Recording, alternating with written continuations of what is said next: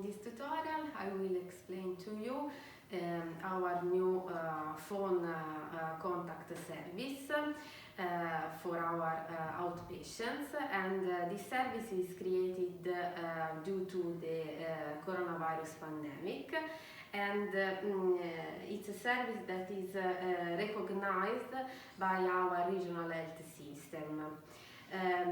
We are linked to the regional health system with the connection and by a dedicated software that is Eupodia software.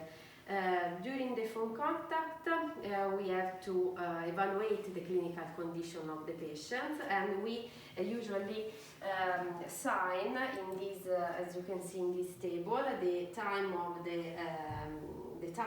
the phone contact, the demographical data of the patient, the phone number, and then in this column the clinical condition and the status of the patient.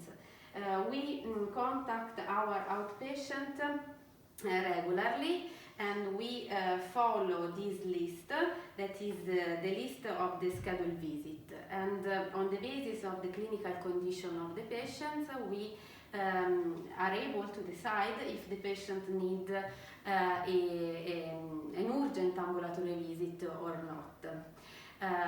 And another service that is created for this outpatient, it's the mail service.